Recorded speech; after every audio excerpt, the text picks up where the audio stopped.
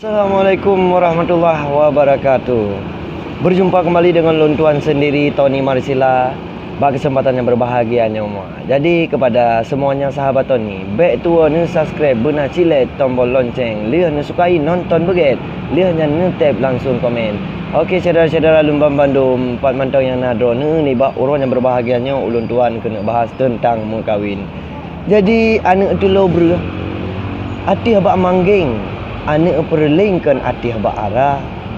Lun kena pegah ke buah mengkawin, melain-lain dibagi rasa. Mio mengkawin ngon Aceh Barat. Hudip tu mangat wahai akhi. Mio ke gasih putih melekat. Ka lengkap carat jatih ka diberi. Ya amban. Mio mengkawin ngon Aceh Tenggara. Segala perkara sanggup diatasi.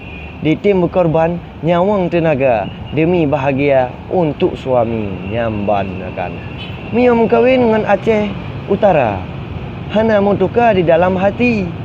Ditim beri senang, tentram bahagia. Han sampo lupa bak sabuh janji. Mia mengkawin ngan Aceh Timur. Sabe mia tu ngan gata abi. Walaupun gejak kedih Bangkulu, nyan bunga mulu sabe dampingi. Mia mengkawin ngan Aceh Tamiang. Sabe tanging malam ngan hari.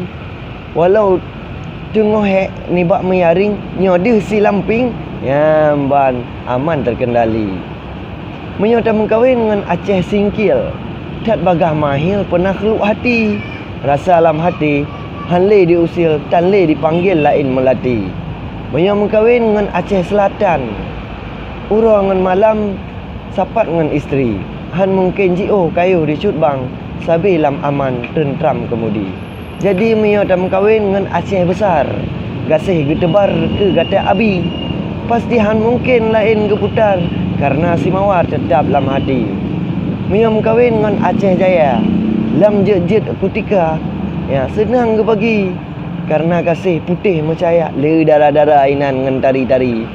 Jadi nu coba pilih hai waris lingka. Pat yang na rasa ni je bukti dum darah Aceh bereh selingka. Duh tak riata cukup duh hati. Ya banjara alun wassalam.